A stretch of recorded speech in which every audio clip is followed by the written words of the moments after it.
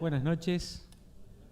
Vamos a abrir nuestras Biblias en la carta de Judas, antes de Apocalipsis. Esta carta que es muy cortita y como introducíamos hace algunos miércoles atrás, es muy profunda, tiene muchas verdades, habla de la Trinidad, habla del llamado del Señor en los primeros versículos, y algo de esto compartíamos la otra vez. Y ahora, para ir terminando la carta, si bien queda un mensaje, pero me refiero a los últimos versículos de la carta, los invito a leer del versículo 17 al versículo 25. Judas 17 al 25. Pero vosotros, amados, tened memoria de las palabras que antes fueron dichas por los apóstoles de nuestro Señor Jesucristo, los que os decían: en el postrero tiempo habrá burladores que andarán según sus malvados deseos. Estos son los que causan divisiones, los sensuales, que no tienen al Espíritu. Pero vosotros, amados, edificaos sobre vuestra santísima fe, orando en el Espíritu Santo. Conservaos en el amor de Dios, esperando la misericordia de nuestro Señor Jesucristo para vida eterna. A algunos que dudan, convencedlos. A otros salvad, arrebatándolos del fuego, y de otros tened misericordia, con temor, aborreciendo aún la ropa contaminada por su carne. Y dice el versículo 24 y 25: y aquel que es poderoso para guardaros sin caídas y presentaros sin mancha delante de él, y presentarnos sin mancha delante de su gloria con gran alegría, al único y sabio Dios, nuestro Salvador, sea gloria y majestad, imperio y potencia, ahora y por todos los siglos. Amén. Muchas de las canciones que cantábamos hacían referencia a estos versículos, ¿sí? Para esta noche podríamos dividir el pasaje que vamos a considerar. Hay varias, como yo les digo, al ser tan extensa la carta y tratar de muchos temas, si bien el tema principal es estos hombres que, como consideraba Helmut el miércoles pasado, hay muchos temas importantes, podríamos hacer otra división, pero en lo que hemos leído podríamos dividirlo de esta manera, o una de las posibles divisiones sería esto: en primer lugar, los hombres y su accionar. Estos hombres, como vamos a ver, que tienen una falsa vida, conocen de Dios, pero su accionar es diferente a lo que Dios ha establecido. Entonces los hombres, los creyentes y su accionar, y su correcto accionar, podríamos decir, y terminar hablando del soberano accionar de Dios para con sus hijos, ¿sí? Entonces, podríamos decirlo así. Vamos a ver, los hombres, los creyentes y Dios. Y otra división con respecto a esto, y ya profundizando en los versículos, podría ser la siguiente, y es la que vamos a considerar. Vamos a ver a estos hombres que atacan a la iglesia, o mejor dicho, a estos hombres que atacan la verdad. Vamos a ver a los creyentes, es decir, nosotros, como defensores de la verdad. Y vamos a ver, como en estos últimos dos versículos, el cuidado soberano de Dios para aquellos que cuidan la verdad, ¿sí? Y como les decía, lo primero que quiero ver es aquellos hombres que atacan la verdad. Judas encierra el tema principal, o la idea principal que él quiere sostener, como bien nos compartía Helmut, bueno, yo lo vi, no pude estar acá, pero lo vi, bien nos compartía de cómo se comportaban estos hombres. Es el tema principal. Solo tomo una frase que dice: y convierten en libertinaje la gracia de nuestro Dios. Estos hombres, Judas se enfoca en hablar de la conducta de ellos. Y como les digo, Judas lo que quiere hacer acá es encerrar la idea. Por eso vamos a ver mucha similitud entre el versículo 3, 4 y 5 y los últimos versículos que hemos nosotros leído. Por ejemplo, él en el versículo 3 y 4, ustedes lo pueden leer de la pantalla, ¿se acuerdan que lo vimos? Judas le dice, miren, yo quiero hablarles de esto, yo quería hablarles de otra cosa, pero por lo que está pasando, lo estoy parafraseando, es necesario que yo le hable de hombres que se han introducido en la iglesia. Hombres que se han introducido en la iglesia. Ustedes también recordarán, y esto es muy importante, que entre la carta de Judas y la carta de Pedro, segunda de Pedro, hay una gran similitud. Sí, hay una gran similitud. De hecho, como les decía la vez pasada, la mayoría de los comentaristas la comentan en paralelo. Hay una gran similitud. Pero la gran diferencia entre ambas cartas es que lo que Pedro está diciendo, van a venir hombres, va a llegar el momento en el cual se introduzcan en la iglesia hombres. Judas está diciendo, esos hombres ya están acá. Esos hombres ya están acá. Esos hombres ya están entre nosotros. Y él les tiene que decir, como les hacemos referencia, yo quería hablarles de otra cosa, pero es necesario porque estos hombres se han introducido. Y en estos versículos, el 17 al 18, dice, pero vosotros, amados, tened memoria de las palabras que antes fueron dichas por los apóstoles de nuestro Señor Jesucristo. Los apóstoles decían que en el postrer tiempo habrá burladores que andan según sus malvados deseos. Burladores que andarán según sus malvados deseos. Me encanta cómo traduce la NTV esta última parte. Y dice, gente burlona cuyo objetivo en la vida es satisfacer sus malos deseos. Estos hombres tienen como objetivo de la vida, tal vez conocen algo de Dios, tal vez conocen algo de la palabra, pero su objetivo de vida no es crecer, y ya vamos a ver por qué no pueden crecer. Ese miércoles, lo que quiere hacer Judas en su carta no es hablar, y esto es muy importante, no es hablar de la mala enseñanza de estos hombres, no de las herejías que ellos predicaban, sino de su mala conducta, ¿sí? Su mala conducta. Y cuando escuchábamos el miércoles pasado, podemos ver que muchas de esas conductas que se escribieron mucho tiempo atrás, hoy en día nosotros lo podemos ver. Ahora, en cuanto a la verdad, y por eso lo dividíamos así al pasaje, nos tendríamos que preguntar, bueno, ahora, ¿cómo atacan la verdad estos hombres con su estilo de vida? Judas dice, en el postrer tiempo habrá burladores. Judas toma lo que había escrito Pedro, allí en 2 de Pedro, capítulo 3, versículo 3 al 4. 2 de Pedro, capítulo 3, versículo 3 y 4. Yo lo voy a leer de la NTV porque explica bien lo que estamos tratando de responder. Cómo estos hombres atacan la verdad con su estilo de vida. Dice, sobre todo, versículo 3, quiero recordarles que en los últimos días vendrán burladores, lo mismo que estaba diciendo Judas.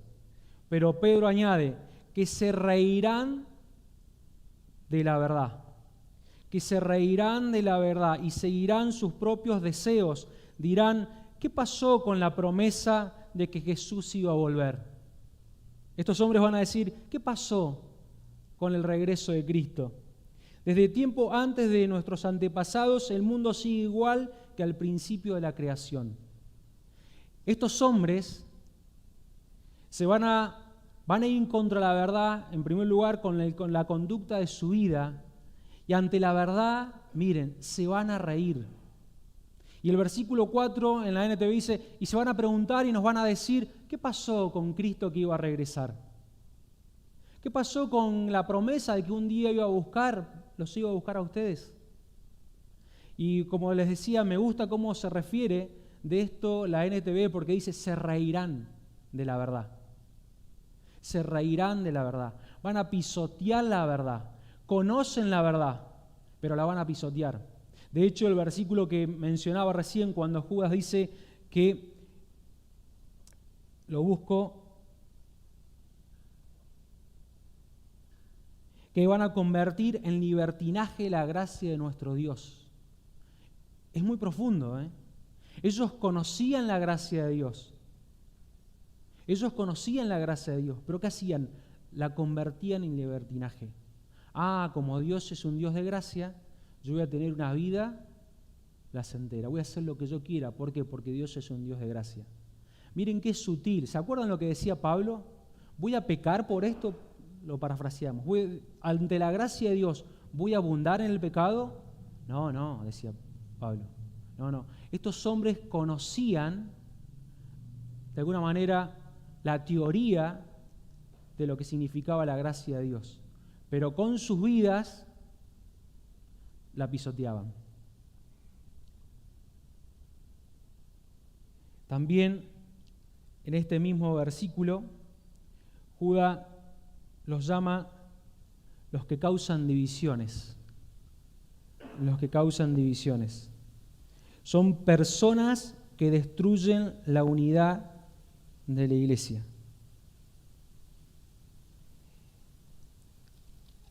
Son personas que van contra lo que el Señor Jesucristo hizo allí en el Calvario. Y en el versículo 19, donde hacía mención de esto, estos son los que causan divisiones, los sensuales, que no tienen al Espíritu. Que no tienen al Espíritu. Es la última vez que Judas, en su corta carta, va a hablar de ellos directamente. Y termina de esta manera. Estos hombres son los que no tienen el Espíritu. Es decir, no son hijos de Dios. Ahora, tenemos que ser sinceros, no es algo nuevo que hayan personas que no tienen el Espíritu de Dios. Que haya personas, nosotros abrimos la puerta, salimos a la vereda, salimos a la calle y vamos a encontrar personas que no tienen al Espíritu de Dios. Ahora, el problema es cuando esas personas entran en la iglesia, y ahí viene el problema, porque gloria a Dios que entran a la iglesia, ¿no? Pero cuando quieren vivir vidas de desenfreno total por una supuesta gracia. Y estos hombres se han metido tanto en la iglesia que, bien dice Judas, estos hombres causan divisiones. Miren, yo quiero que en esta mañana pensemos en esto y no tratando de pensar, en personas, en nombres, sino en lo grave que esto significa. Personas que van a tratar de dividir la iglesia, personas que pisotean la gracia de Dios, personas que ante la verdad de Dios se ríen. Es muy probable que nadie entre, vuelvo a decir, por la puerta y haga esto de forma, se pare acá y empiece a reírse de nosotros, empiece a burlarse la palabra. De hecho, no sería tan problema, porque lo podríamos escuchar un rato y tal vez esa persona después se va. El problema es cuando estas cosas están sutilmente en la iglesia. Sutilmente en la iglesia. Cuando hay personas que quieren dividir a la iglesia sutilmente. Cuando hay personas que se ríen de la verdad. Ahora, como bien les decía, de esto habíamos escuchado el miércoles pasado de estos hombres.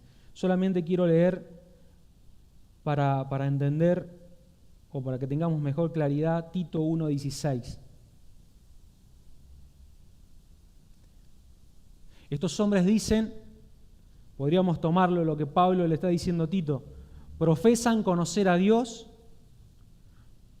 Ellos dicen que conocen a Dios, pero con los hechos lo niegan, siendo abominables y rebeldes, reprobados en cuanto a toda buena obra. no pueden actuar bien, no puede salir nada de bueno de ellos porque no son hijos de Dios. Son personas cual su objetivo en la vida es cumplir sus malos deseos. Ahora, donde nos vamos a detener tal vez un poco más es en lo siguiente que vemos. En primer lugar, como les decía, hemos visto a estos hombres que atacan la verdad. Con sus hechos, se ríen de la verdad, pisotean la verdad. Ahora nosotros, como hijos de Dios, tenemos que ser conscientes que como columna y baluarte, como parte de la iglesia, tenemos que defender esa verdad. Y la pregunta es, bueno, ¿cómo vamos a defender esa verdad? ¿Vamos a salir y vamos a echarlos, agarrarlos y sacarlos de la iglesia? Podría ser una, pero no es lo que está diciendo Judas en el pasaje. ¿Cómo vamos a defender la verdad? En primer lugar, Judas está diciendo, lo podríamos leer de nuevo, pero vosotros, está, versículo 20, está refiriéndose a lo que hemos visto, a estos hombres, pero vosotros, aquellos que somos hijos de Dios, amados por Judas, edificaos sobre vuestra santísima fe. ¿Cómo vamos a defender la verdad? En primer lugar, nos dice Judas, edificándonos sobre vuestra santísima fe. Y ya hemos explicado lo que se refiere fe acá. Tal vez en esta noche haya alguien que no estuvo el miércoles en el cual lo explicamos, y no tenemos el problema en decirlo, que la fe en este caso es la fe subjetiva. No es la fe subjetiva, aquella fe que tenemos cada uno de nosotros en la persona del Señor Jesucristo. No se hace referencia a esa fe, se hace referencia a la fe objetiva, donde nosotros, el conjunto de doctrinas o el conjunto de enseñanzas, donde nosotros sí depositamos nuestra fe. ¿Se acuerdan ustedes que se decía de los primeros cristianos que perseveraban en la doctrina de los apóstoles? Es decir, en esta fe, en estas enseñanzas, para nosotros la Biblia. Ahora, para nosotros la verdad. ¿Cómo vamos a defender la verdad cuando nos edificamos en la verdad? Me llamaba la atención, y no voy a compartir todo, estudiando esta palabrita, la verdad el sentido es edificar sobre un fundamento que ya está establecido. ¿Sí?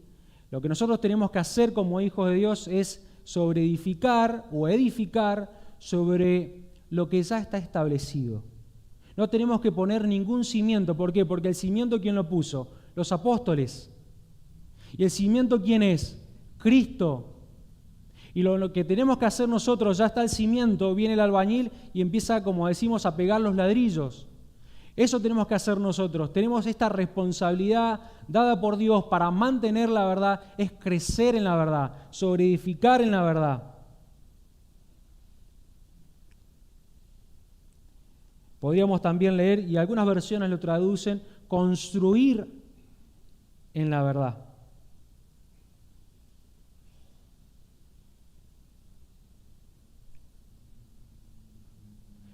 Hechos capítulo 20, versículo 32, hablando de sobreedificar.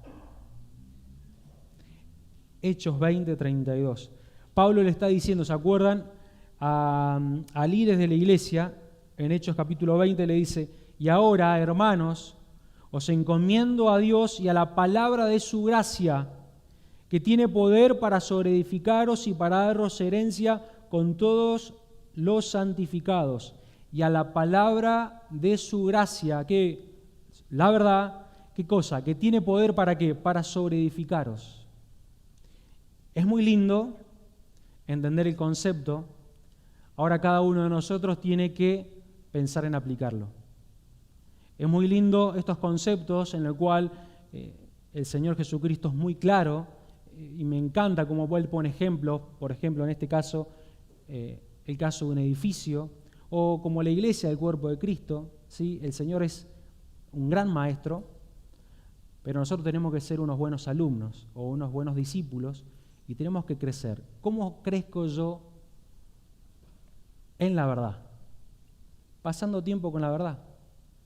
Si yo no conozco la verdad, cuando venga la mentira, va a ser muy difícil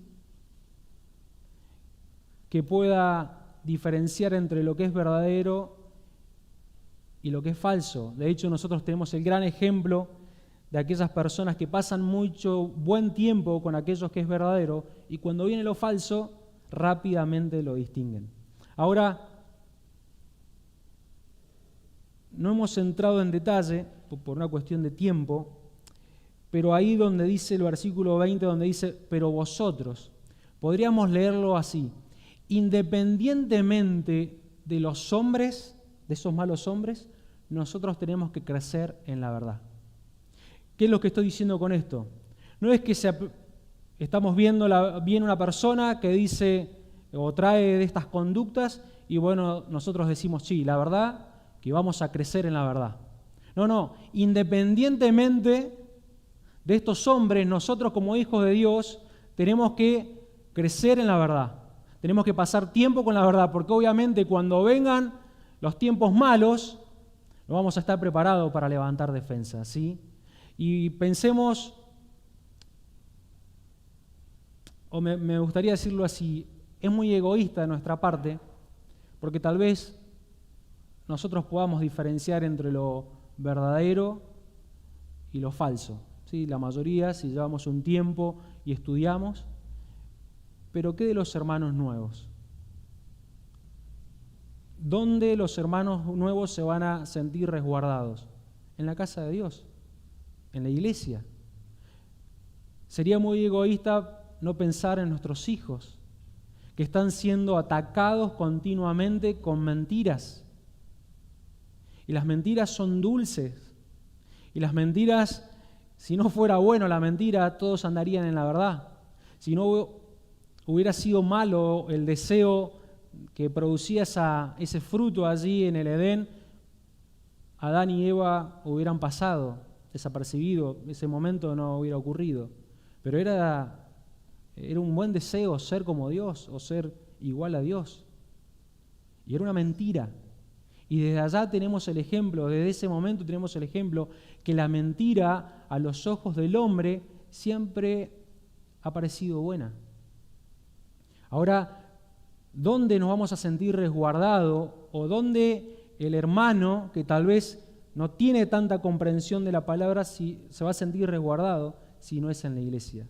¿Dónde nuestros hijos van a estar más resguardados que una madre que le enseña la verdad? Me encanta, hay un libro que me recomendaba Adrián, donde habla de nuestros hijos, y aun cuando son lindos nuestros hijos, este autor tiene un punto principal, y aun cuando somos conscientes que es un regalo de Dios, habla de nuestros hijos como, en primer lugar, hijos del diablo. Es que hasta que nuestros hermosos hijos y bellos hijos no se convierten al Evangelio, no creen en el Señor Jesucristo, por más que nosotros lo traigamos a la iglesia, por más que nosotros le pongamos un puñal y vengan hasta los 20, 30, 40 años y asistan a la iglesia, no van a ser hijos de Dios. Y el punto, cuando consideraba esto, me acordaba de ese punto en el cual el autor toca. Ahora, ¿cómo nuestros hijos van a conocer la verdad si no hay padres que crezcan en la verdad? ¿Cómo hermanos van a conocer la verdad si no hay hermanos que estudiamos o estudian la verdad? Tenemos que pasar tiempo con la verdad. Ahora, edificando, es decir, creciendo. Yo no puedo estar conforme hasta donde he llegado, tengo que ir en busca de más. De hecho, Pablo lo decía, pero también orando en el Espíritu. Y allí la oración obviamente es un tema muy amplio, pero en este contexto podríamos leer Efesios capítulo 6, versículo 18. También un versículo que habla de la oración. Vuelvo a decir, solamente vamos a hacer una mención, es muy extenso. Orando en todo tiempo, con toda oración y súplica en el Espíritu, y velando en ello contra toda perversidad y súplica por todos los santos, como bien decía Helmut en la apertura. Qué bueno es saber que hermanos oran por nosotros, Qué bueno saber que la iglesia ora por la iglesia. Qué bueno es saber que los mayores oran por los jóvenes, que los jóvenes oran por los líderes, que los líderes oran por las ovejas. Qué bueno es saber que la iglesia ora. ¿Para qué? Para que nos mantengamos firmes. En este contexto es ante esos ataques, lo que tenemos que hacer nosotros es orar y hacerlo en el Espíritu. ¿Qué hace el Espíritu? Nos guía a toda verdad, nos guía a la voluntad de Dios, nos guía a pedir, como bien decía el Señor, a pedir como conviene, a pedir como conviene. Y cuando yo soy consciente, por eso digo que hay que entender la oración en este contexto, de los ataques del enemigo, y es importante esto, cuando yo soy consciente que el enemigo está queriendo pisotear la verdad, es muy probable que si yo soy consciente de esto, mis oraciones cambien.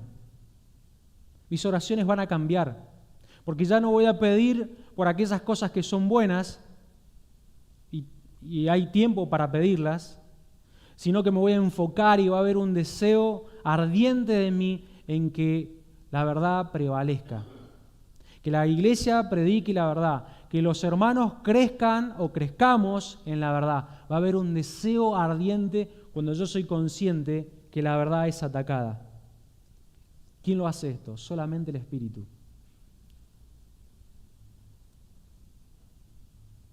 Dice un comentarista, hablando de esta relación de cuidar la verdad y la oración, dice: la batalla es de Dios. El creyente ha de mantenerse firme en el lugar de victoria en que fue colocado. Las fuerzas provienen también de Dios y el creyente buscará el recurso de poder mediante la oración. Cuando oramos a Dios,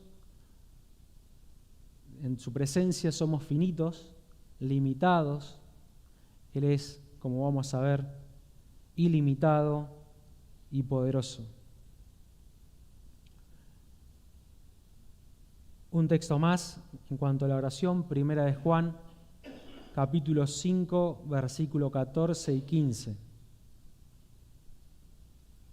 Y esta es la confianza que tenemos en Él, que si pedimos alguna cosa conforme a su voluntad, ¿sí?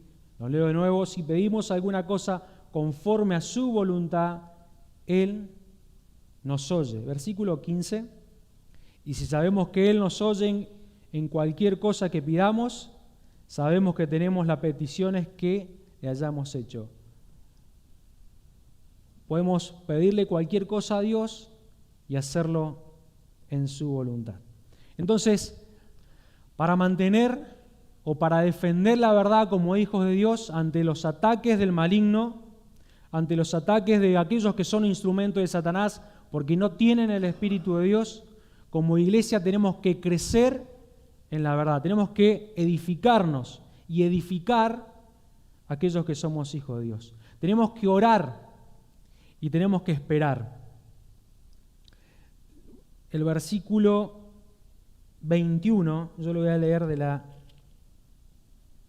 NTV, dice: y esperar la misericordia de nuestro Señor Jesucristo, quien les dará vida eterna. De esta manera se mantendrán seguros en el amor de Dios. Para mantenernos seguros en ese amor tenemos que crecer, tenemos que orar y tenemos que esperar. Primera de Juan, capítulo 3, versículos 2 y 3.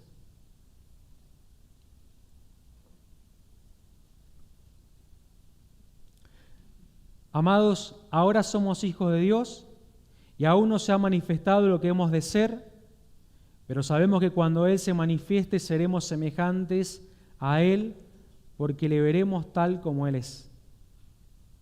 Y todo aquel que tiene esta esperanza en Él se purifica a sí mismo, así como Él es puro. Tener la esperanza que un día vamos a estar con el Señor en su presencia por la eternidad, en ese momento en el cual se va a consumar ese plan eterno de Dios para que estemos con Él por siempre. Cuando pensamos en esto nos purificamos. Ahora, yo me preguntaba, ¿podemos estudiar, podemos orar, pero me preguntaba para mí mismo y se los pregunto a ustedes, ¿cuánto deseamos, pero sinceramente, que el Señor venga? ¿Cuánto deseamos que el Señor venga? De hecho, escuchábamos este fin de semana que pasó, el anterior, cuando bien nos decía Omar, estamos tanto en este sistema, y bueno, tenemos que estar, no nos podemos reclutar e ir a vivir todos juntos al campo, ¿no? Tenemos que estar, tenemos que trabajar, tenemos que llevar a los chicos a la escuela, tenemos que buscar progresar, de hecho lo dice la Biblia, pero ¿cuántas veces estas cosas nos hacen desenfocarnos en esta esperanza? Que vamos a estar con el Señor Jesucristo, que hoy ya tenemos la vida eterna, que hoy, hermano, tenemos vida eterna. Aquellos hombres, como vamos a ver, les espera una condenación. Ustedes y yo, aquellos que somos hijos de Dios, tenemos vida eterna. Ahora te pregunto, ¿cuánto deseamos o cuánto deseas encontrarte con el Señor? Para Pablo el Señor venía en cualquier momento, ¿sí?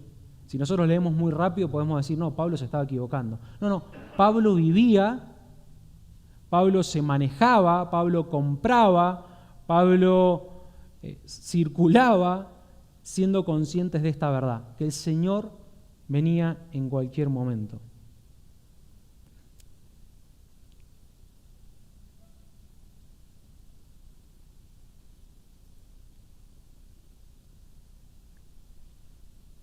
Bueno, vamos a leer algunos versículos para que no se nos vaya el tiempo.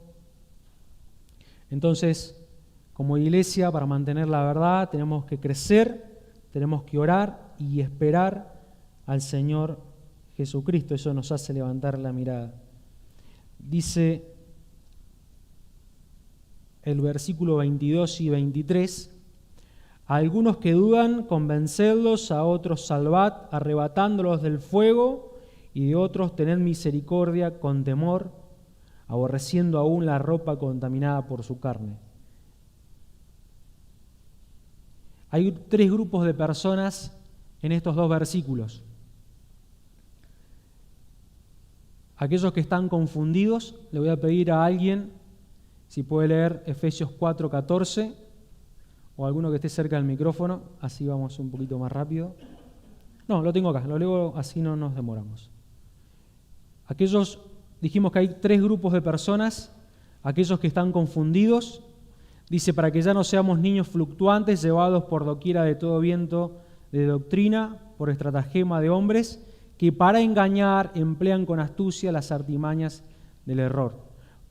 Judas está diciendo a la iglesia que se acuerde de estos hombres, aquellos que están confundidos, y dice la Reina Valera, a los que están confundidos, convencedlos. ¿Con qué los vamos a convencer?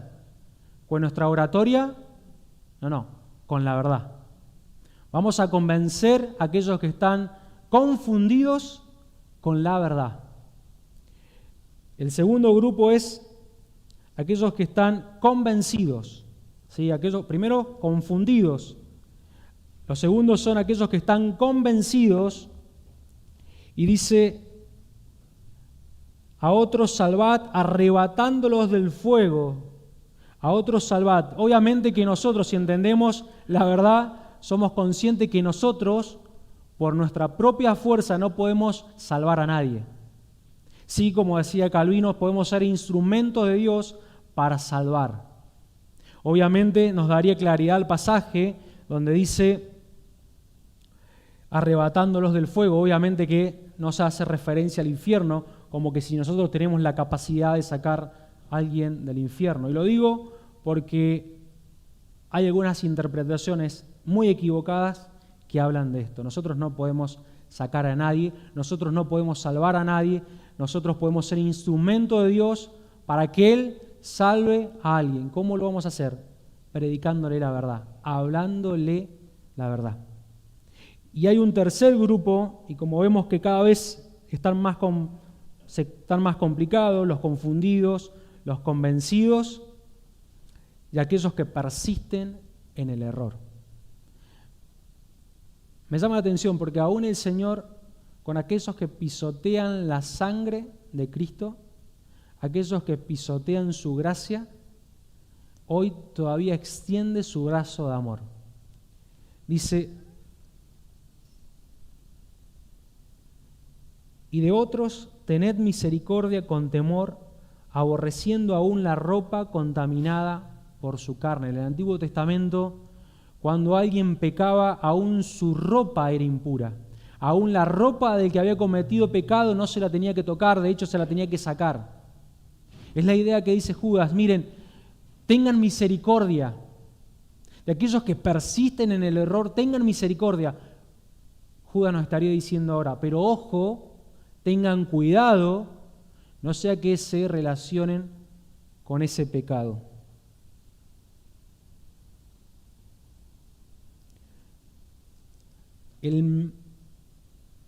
Aquellos que son una amenaza para la iglesia, como les decía, en otra mirada o de otra perspectiva o otra arista de esta situación, es parte del campo misionero. Vuelvo a decir, me llama la atención el amor del Señor Jesucristo, de Dios para estos hombres. Y porque muchas veces tal vez no persistíamos en el error, no pisoteábamos directamente, o como estos hombres, la sangre de Cristo, pero tal vez estábamos confundidos o convencidos en el error, y Él nos salió al encuentro. El mejor ejemplo para tratar a las personas, sean creyentes confundidos o personas que no son regeneradas, que no tienen el Espíritu y están convencidas del error, el máximo ejemplo es el Señor Jesucristo.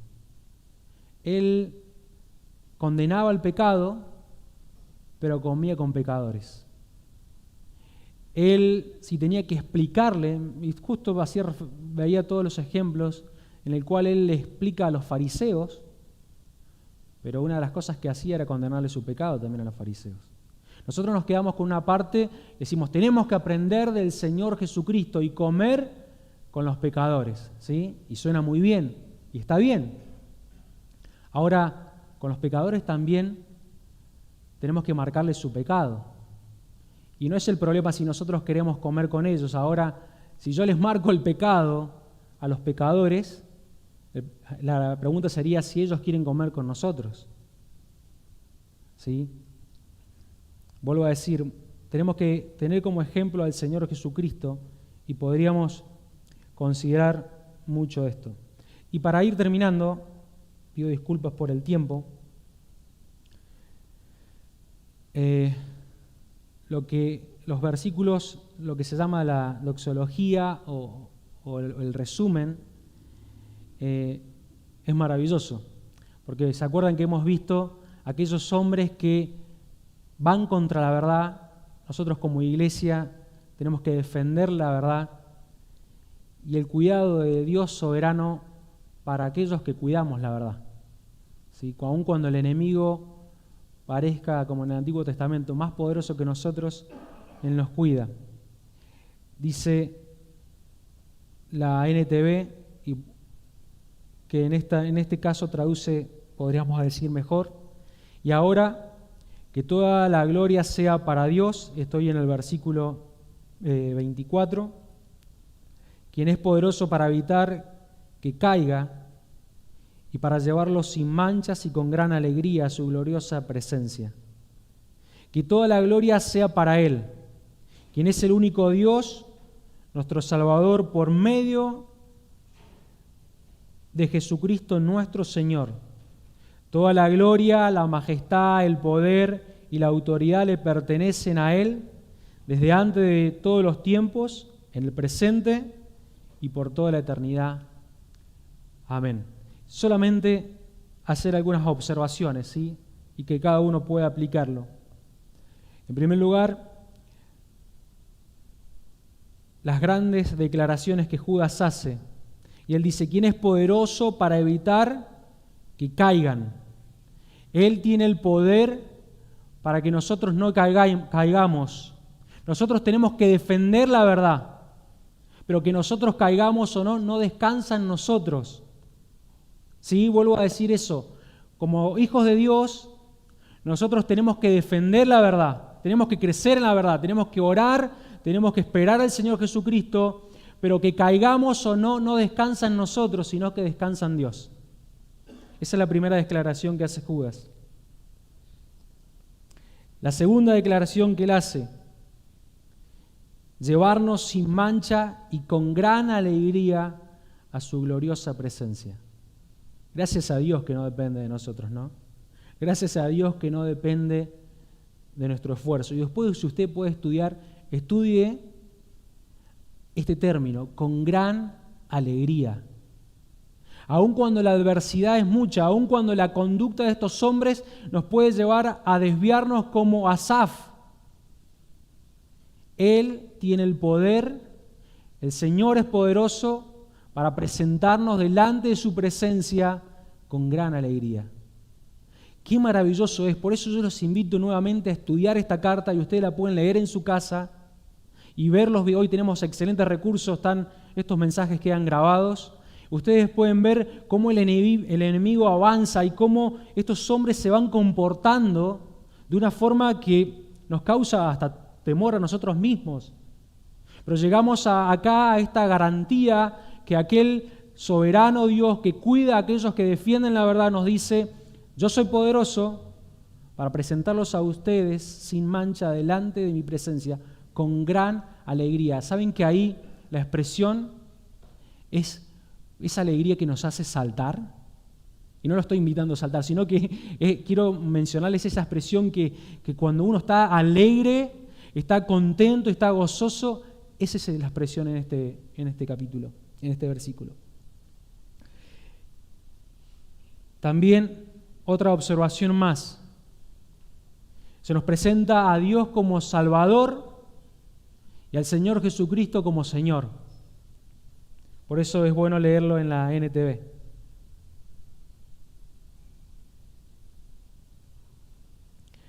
También nos lleva a darle la gloria, la majestad, el poder, la autoridad. Y como bien traduce la NTV o la Biblia textual, antes, ahora y por la eternidad.